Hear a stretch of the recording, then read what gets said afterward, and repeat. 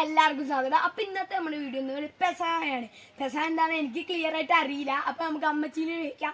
നിങ്ങൾ എന്തായാലും വീഡിയോ കാണുമോ, ഒന്ന് സബ്സ്ക്രൈബ് ഒന്നും ലൈക്കും ചെയ്യണം കേട്ടോ. അപ്പൊ നമുക്ക് നേരെ അമ്മച്ചീനെ അമ്മച്ചി, എന്താണ് പെസഹ? പെസഹ പറഞ്ഞെന്താ പറ്റി പറ. പെസഹ കർത്താവിൻ്റെ പരസ്യ ജീവിതം കഴിഞ്ഞ് രഹസ്യ ജീവിതത്തിലേക്ക് പോവുകയാണ്. രഹസ്യ ജീവിതം കഴിഞ്ഞ് പരസ്യ ജീവിതത്തിലേക്ക് ഇന്ന് 12 സ്ത്രീയന്മാരെയും വിളിച്ചു കൂട്ടി ഒടുക്കത്തെ അത്താഴം കർത്താവ് സ്ത്രീയന്മാർക്ക് വിളമ്പി കൊടുക്കുകയാണ്. കർത്താവിൻ്റെ കുരിശുമരണത്തിനുള്ള വഴി ഒരുങ്ങണം. അതാണ് പെസഹ. അമ്മച്ചി, ഈ പെസഹാപ്പത്തിൽ നമ്മൾ എന്തൊക്കെ ചേർക്കണം? പെസഹാപ്പത്തിന് അരിപ്പൊടി, ഉഴുന്ന്, ജീരകം, വെളുത്തുള്ളി, തേങ്ങ ചിരണ്ടി പയ്യ വാട്ടിയെടുക്കണം. വറുത്ത് ഉള്ളി അരിഞ്ഞ് വാട്ടി അപ്പത്തൻ ഇതിൽ ചേർക്കണം.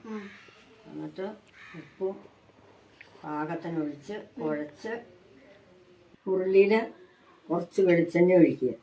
എന്നിട്ട് ഒരു ഉള്ളി വട്ടം, ഒരു വലിയ ചെറിയ ഉള്ളി വട്ടം മുറിച്ചിട്ട് അതിട്ട് തൂക്കുക, കത്ത് പിടിക്കാതെ. അപ്പോൾ ഉള്ളി കത്ത് പിടിക്കൂല.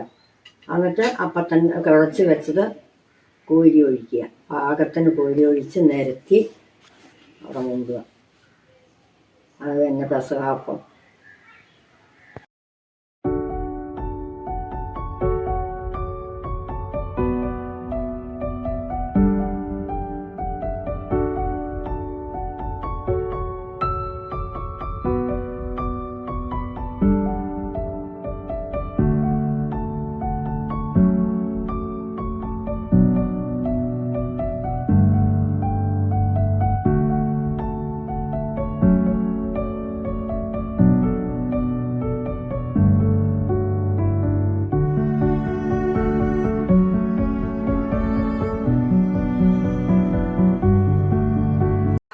കഥ ഒരത്തിവർഷം നിന്നു.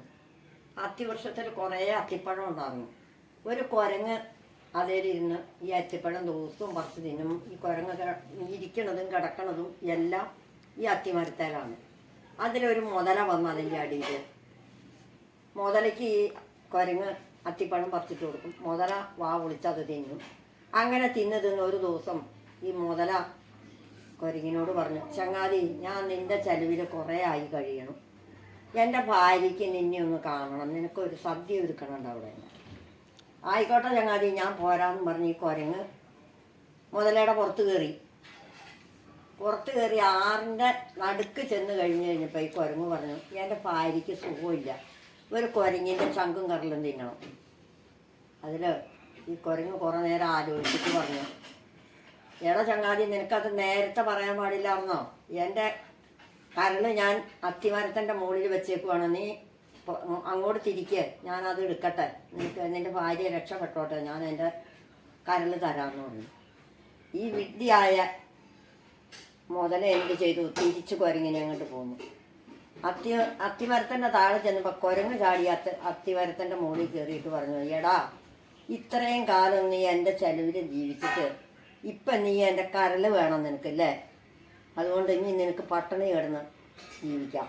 അത് പിന്നെ കുരങ്ങ് ഈ മുതലയ്ക്ക് അത്തിപ്പഴം കൊടുക്കില്ല. കുരങ്ങ് പട്ടിണിയായി. മൃഗങ്ങളിൽ വെച്ചിട്ട് ഏറ്റവും ബുദ്ധിയും കൗശലക്കാരനുമാണ് കുരങ്ങ്.